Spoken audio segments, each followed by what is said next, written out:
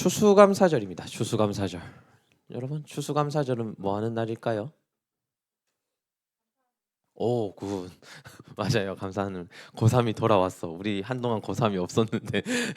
자, 아무튼 네, 맞아요. 추수감사절은 감사하는 날입니다. 어떤 것을 감사하냐면 한 해 노력한 것들에 대한 결실을 봤을 거잖아요. 그 결실에 대해서 이제 감사하는 절기가 이제 추수감사절입니다. 이처럼 신앙생활도 어떤 항해를 신앙생활에 이제 비교를 했을 때 쭉 항해를 하다가 어느 한 지점에 쉬어야 하는 단계가 옵니다. 그렇죠? 우리가 뭐 먹을 것도 부족하고 여러 가지 어려움도 있어서 다시 한번 재정비를 해야 되는 상황들이 생길 수 있단 말이에요. 이 감사라고 하는 주제는 신앙생활을 하는 동안에 우리가 여러 가지 풍랑도 맞았을 거고 여러 가지 결핍도 생겼을 거고 어려움도 생겼을 거잖아요. 그걸 돌아볼 수 있게 하는 것이 감사라는 겁니다. 추수감사주일은 특별히 우리가 교회에서 왜 지키고 있냐면 우리가 감사해야지라고 생각을 하지만 그죠? 감사해야지라고 생각을 하지만 사실 우리가 생활하면서 감사라고 하는 것들을 많이 할 기회가 생각보다 없다는 거죠. 우리가 추수감사주일을 지키는 이유는 그 신앙생활 중에서 우리가 꼭 이날은 어떻게 해서라도 감사하는 주제를 한번 찾아보고자 하는 의미에서 이제 지키고 있는 겁니다. 우리는 신앙생활을 하면 하나님께 여러 가지 은혜들을 받습니다. 근데 이제 신앙생활을 하는 동안에 은혜가 오는 동시에 지난주에 우리가 얘기했던 것처럼 우리를 위협하는 위기 같은 것도 있고 유혹 같은 것도 있고 시험 같은 것도 있을 수 있단 말이에요. 그러면 이 받은 은혜들을 우리가 생각하지 못할 때가 많이 있습니다. 이 받았던 은혜들을 생각하지 못하고 불평하게 되고 또 그 불평으로 인해서 우리가 우리 그릇 안에 그 하나님 은혜를 가득 채웠던 것들이 쓱 빠져나가는 밑빠진 독에 이제 물 붓는 형식의 은혜가 계속 반복되기도 한다는 말이에요. 근데 이제 그 감사는 기본적으로 우리가 무엇을 받았는가 헤아려 보지 않으면 우리 입 밖으로 나올 수가 없습니다. 우리가 하나님께 무엇을 받고 있지를 고민해 보지 않으면 이 감사라는 제목은 나올 수가 없어요. 근데 우리가 감사해야지라고 마음을 먹고 이 추수감사절에라도 우리가 그 감사의 제목들을 찾다가 보면 우리는 우리가 발견하지 못했던 우리 삶에서 발견하지 못했던 수많은 은혜들 우리가 어쩌면 이건 뭐 늘 있어 왔지 당연히 나한테 있는 거지라고 생각했던 어떤 부분들에 대해서 하나님 은혜들을 발견하게 된다는 거예요. 그래서 신앙의 위기가 왔을 때 내가 하나님으로부터 뭔가 체험받지 못한다는 결핍이 특히나 나에게 있다라고 생각을 했을 때 우리는 우리가 지금까지 했던 신앙생활을 한번 돌아보면서 이전과 어떤 부분이 하나님께서 채워 오셨나를 이제 생각해 볼 수 있는 그런 주제가 감사라는 겁니다. 이 감사를 얘기할 때 좀 대표적인 비유가 있어요. 약간 좀 고전적인데 옛날에 이제 어떤 아이와 할아버지가 있었다는 거예요. 근데 이 할아버지가 이 아이에게 너의 마음 속에는 두 마리의 개가 살고 있어. 두 마리의 개가 살고 있어라는 거예요. 근데 이 두 마리의 개는 늘 싸우게 되는데 누가 과연 이 두 개 중에 누가 과연 이기게 될까라는 거예요. 근데 이 누가 이기나요라는 질문에 대해서 이제 할아버지가 얘기하기는 너가 먹이를 많이 주는 쪽의 개가 잘 먹고 튼튼해져서 다른 한 개를 이기게 되겠지라는 거예요. 근데 이 개는 뭐냐면 하나는 감사할 수 있는 마음이 여러분 안에 살고 있고 또 한 가지는 불평을 할 수 있는 마음에 그 생물이 살고 있다는 거예요. 이 두 마음이 싸우는데 여러분들이 어떤 개에게 먹이를 주고 있느냐에 따라서 여러분들 인생이 변화되게 된다는 겁니다. 감사하는 인생으로 나아갈 것인가 아니면 내 결핍을 계속 이야기하는 삶으로 나아갈 것인가라는 거예요. 오늘 데살로니가 전서 말씀은 항상 기뻐하라 또 쉬지 말고 기도하라 범사에 감사하라라고 이렇게 이야기를 합니다. 근데 이 항상 기뻐하라라고 하는 것은 사실은 말도 안 되는 얘기죠. 말도 안 되는 얘기예요. 쉬지 말고 기도해라라고 하는 건 너무 힘든 얘기예요. 범사에 감사하라라고 하는 거는 어떤 불가능한 얘기처럼 들려요. 그죠? 근데 이렇게 얘기하신 이유가 있다는 거예요. 왜 사람으로서는 할 수 없을 것 같은 저 일을 하나님 뜻이라고 얘기하시면서 왜 우리에게 주셨는가? 항상 기뻐한다라고 하는 거는 정말 어려운 일인 게 뭐냐면 고난 중에도 내가 어려운 중에도 기뻐할 수 있어야 된다는 거예요. 근데 내가 고난을 받을 때 왜 기뻐할 수 있는가? 우리 고민해 봐야 됩니다. 이 이야기가 정말 평범한 사람들의 이야기라면 정말 평범한 사람들의 이야기라면 기뻐할 수 없죠. 기뻐할 수 없고 기도할 수 없죠. 내 마음이 무너져 있을 때 기도할 수 없어요. 내가 어려운 일을 당할 때 감사할 수 없어요. 근데 이 세 가지가 누구에게 이야기하고 있는 거냐면 예수님을 믿는 교회를 다니는 또 그 안에서 예배를 드리고 있는 공동체에게 한 이야기라는 거예요. 일반적인 사람이 아니라 내가 하나님의 자녀라고 생각을 하고 있는 사람들에게 이 이야기를 하고 있다는 거예요. 하나님의 자녀가 된다는 것은 고난을 넘어설 수 있는 하나님을 보는 거예요. 이 고난 중에 나를 변화시켜가는 하나님을 보는 거예요. 가장 어두운 중에서도 빛을 주시고 그 빛을 쫓아가게 하신 하나님을 보기 때문에 기뻐할 수 있는 거예요. 다른 사람들이 고난 중에 보지 못하는 빛을 내가 볼 수 있기 때문에 하나님을 기뻐할 수 있는 거예요. 항상 기뻐할 수 있는 거죠. 그리고 그 하나님이 주신 소망이 있기 때문에 우리가 기도할 수 있는 제목이 생기는 거예요. 내 마음이 다 무너졌을 때 하나님이 길도 주지 않고 빛도 주지 않는다면 기도할 수 없죠. 뭔 소망이 있어서 기도를 하겠어요. 근데 하나님이 그 어두운 중에서도 기쁨으로 나아갈 수 있는 길을 보여주고 빛을 주기 때문에 우리는 기도할 수 있는 뭔가가 생기는 거예요. 비전이 생기는 거예요. 소망이 생기는 거죠. 그래서 우리가 쉬지 않고 기도할 수 있는 거예요.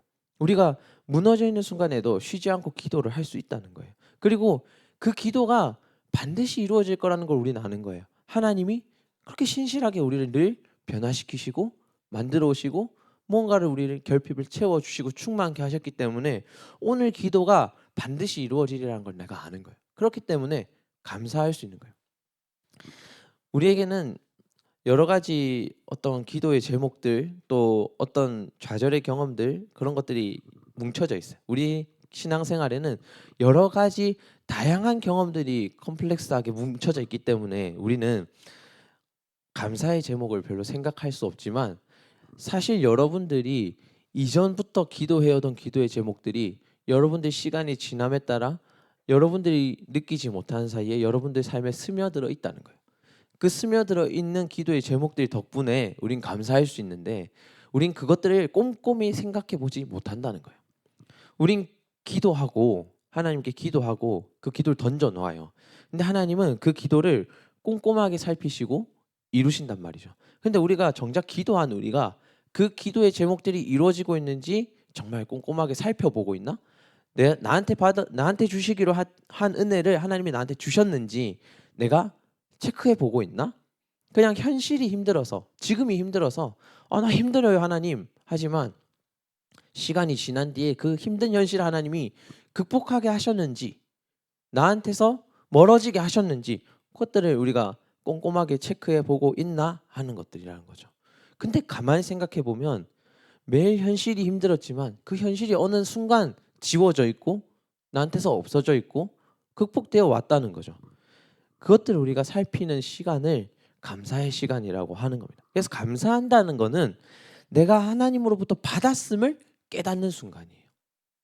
내가 하나님으로부터 충만하게 채워져 가고 있음을 내 오늘 결핍이 있지만 내일 하나님이 이 결핍을 지워주실 거라는 믿음을 고백하는 것 그것이 감사라는 거예요. 그렇게 할 때 우리가 하나님 은혜 안에 머무는 삶으로 나아간다는 거죠. 그 감사는 어떻게 하는 것인가?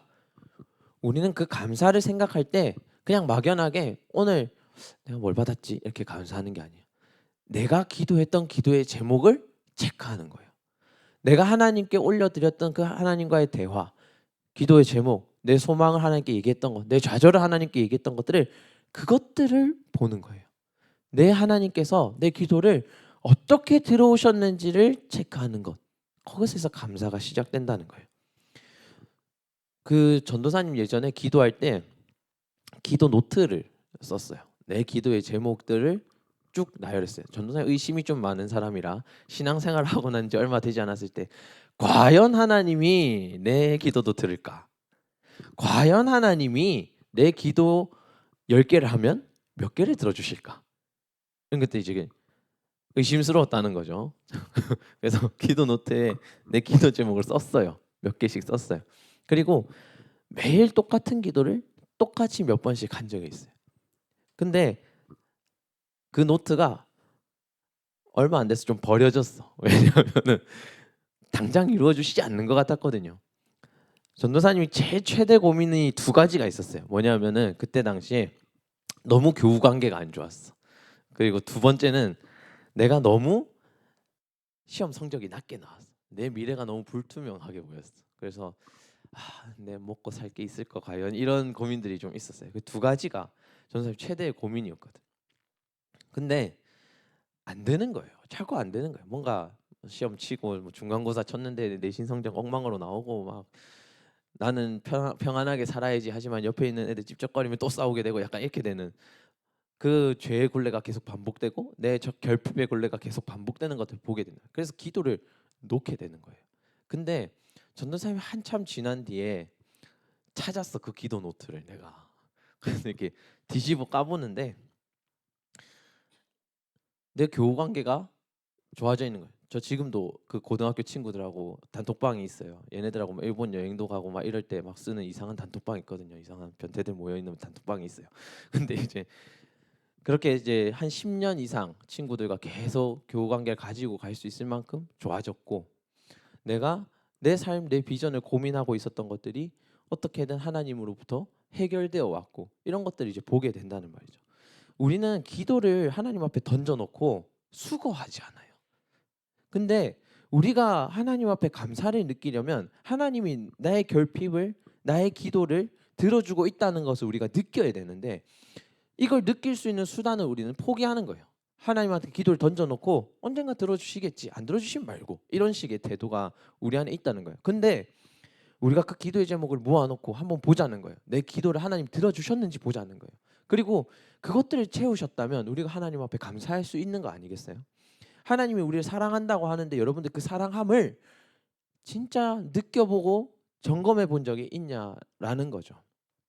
막연하게 내가 불행한 어떤 상황이 매일 반복된다라고 생각하는 게 아니라 내가 부족한 부분이 있는데 그걸 하나님이 채워가고 있다라는 걸 느끼려면 내 부족한 부분 하나님이 채워가고 있다라는 걸 느끼려면 내가 하나님한테 올려드린 나의 부족한 부분을 점검해 봐야 되는 거 아니겠냐라는 거예요.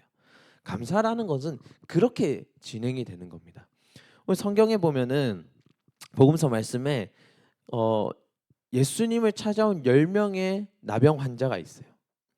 10명의 나병 환자가 예수님께 찾아와서 예수님 나 좀 고쳐 주십시오. 내가 무너진 부분들, 내가 헐어진 부분들 하나님 낫게 해 주십시오. 내 고통을 벗어나게 해 주십시오. 요구를 한단 말이에요. 근데 예수님이 돌아가라. 너희가 돌아가는 중에 분명히 나음을 받을 거다. 이렇게 얘기해요. 당장 낫지 않았죠, 이 사람들. 예수님께 기꺼이 찾아왔는데 바로 앞에서 손대서 고쳐주시는 것도 아니고 뭔가 한 번의 기적이 일어나는 것도 아니에요. 근데 이 사람들 어느 사람들은 실망하면서 돌아가겠죠. 아 예수님은 뭐 기도 한번 받고 낫는 걸 기대하고 왔는데 내가 이 먼 길까지 왔는데라고 생각하면서 예수님께 왔다가 실망하고 돌아간 사람들도 있겠죠. 근데 이 사람들이 돌아가는 중에 예수님 말씀대로 돌아가는 중에 나음을 받았다라고 얘기를 해요. 근데 이 10명 중에서 딱 한 사람만 예수님께 돌아가는 거예요. 예수님께 돌아와서 말씀하신 대로 내가 돌아가는 길에 나음을 받았습니다. 그래서 그것에 감사하기 위해서 돌아왔습니다. 라고 얘기를 하는 거예요. 이처럼 우리가 10명의 사람이 기도를 하면 내 기도 10개를 얘기를 하면 우리가 그 중에 돌아보는 것은 하나라는 거예요. 내가 기도하는 것 중에 예수님께 돌아와서 내 기도가 이루어졌습니다라고 고백하는 게 하나라는 거예요. 우리가 늘 삶에서 감사함을 누리지 못하는 이유 중 하나는 이거예요. 우리가 기도한 것, 그 기도를 하나님이 이루어 주셨나? 그 말씀이 우리 안에 이루어졌는가? 그것을 체크하지 않는 거예요. 내 기도는 10가지 100만 가지인데 그 100만 가지 중에서 나한테 꼭 필요했을 것 같은 엄청 간절해서 내가 이거 아니면 안 됐을 것 같은 그 한 가지만 붙들고 체크하는 거예요. 그러니까 다이나믹한 어떤 상황이 생겨야만 기도하고 감사할 수가 있는 거예요. 근데 우리 삶에서 보면 우리가 부족하다 여겨지는 부분들을 놓고 기도하다 보면 우리가 살아가는 중에 우리가 성장해 가는 중에 나아지고 변화되는 것들이 있다는 거예요. 근데 그것들을 우리는 다 놓치고 감사하지 않는다는 거예요. 시편의 말씀에는 여호와의 인자하심과 인생에 행하신 기적으로 말미암아 그를 찬송할지로다라고 되어 있는데 이걸 쉬운 성경으로 번역하면은 이렇게 번역을 했습니다. 뭐냐면 여호와의 변함없는 사랑에 대해 감사하십시오. 사람들을 위해 행하신 그분의 놀라운 일들에 감사하십시오. 하나님이 우리한테 베풀어 주시는 것은 그냥 단순히 일회성 너희들 진짜 힘들 때 이거 하나 바꿔줄게 이게 아니에요. 내가 이 하나 바꿔줬기 때문에 너 인생을 다 나한테 내놔라 이게 아니에요. 우리의 인생 가운데 행하신 하나님의 기적이 있는 거예요. 그 기적의 바탕에는 우리를 향한 변함없는 인자하심과 사랑이 있는 거예요. 우리는 그걸 매일 받고 있는데 그 매일 받고 있는 것들 중에 일부만을 가지고 하나님 나한테 뭘 해주셨는데요? 라는 원망을 토로하는 거예요. 예수님은 매일 우리의 삶 속에서 하나님께서 주실 수 있는 무언가로 계속 우리를 충만케 하려 하시는데 우리는 그 마음의 10분의 1을 알지 못한다는 거라는 거예요.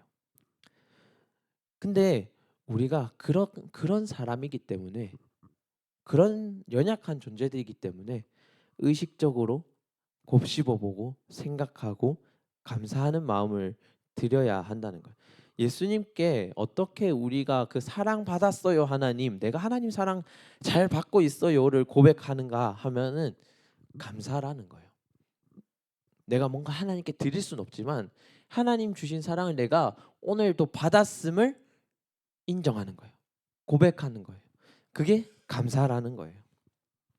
이 감사의 기도가 그래서 우리에게 굉장히 중요합니다. 우리의 신앙에서 가장 중요한 부분이라고 할 수 있습니다. 그리고 우리가 드리는 예물, 헌금 이것도 우리가 하나님, 우리가 오늘의 삶이 오늘 내가 하나님께 받은 모든 것들이 내 것이 아니라 하나님이 채워 주신 것이라는 것을 고백하는 거예요. 그리고 내가 오늘 헌신하고 봉사하고 누군가를 위해서 살아가는 그 삶이 나를 위해서 하나님이 하나님의 삶을 나에게 주셨다는 걸 고백하는 거예요. 우리가 하는 교회에서 하는 예물, 헌금, 기도, 찬양의 모든 부분이 내가 나의 것이 아님을 고백하는 것. 거기서 출발한다는 거예요. 그러면 우리 안에 감사가 생길 수밖에 없다는 거예요. 고린도후서 9장 8절에서 11절 말씀입니다. 전도사님 읽을게요.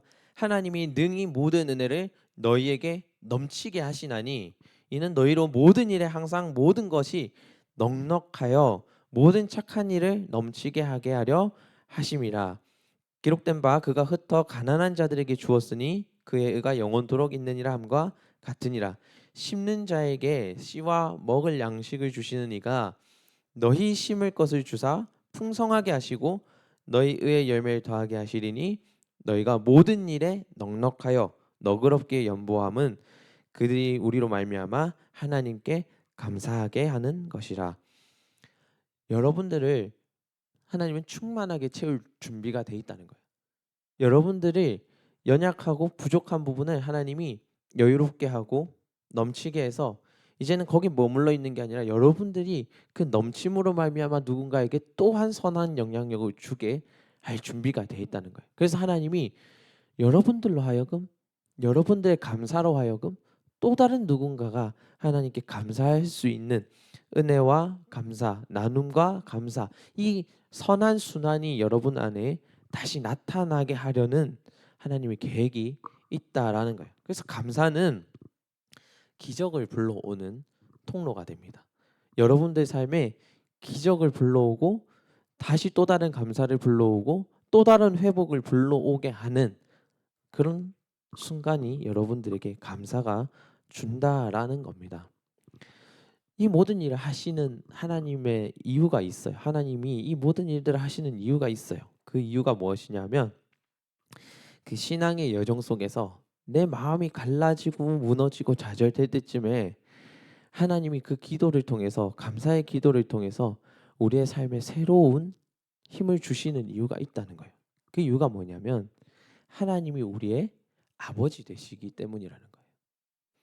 자식들이 뭔가를 요구했을 때 독사를 주겠느냐, 고슴도치를 주겠느냐 이런 성경의 구절이 있어요. 마찬가지로 아, 그냥 땅에 있는 아버지들도 자식들을 보면 좋은 것을 주고 싶은데 하나님 우리를 손수 만들고 자기의 숨을 자기의 생명을 나누어 준 하나님이 우리에게 좋은 것으로 채우시지 않겠느냐라는 거예요.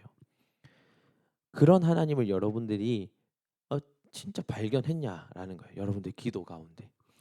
그래서 우리에게 오늘 추수감사절 이 추수감사절에 우리는 그런 아버지 되신 하나님 마음을 조금 헤아려 봤으면 좋겠어요. 우리를 충만하게 채우시는 하나님, 그리고 우리의 기도에 귀를 기울이신 하나님을 바라보고 우리가 진짜로 그 하나님께 어떻게 감사할 수 있을까? 우리의 기도의 제목을 한 번 더 들여다보고 찾아보자는 거예요. 우리가 받은 은혜를 헤아려 보자는 거예요.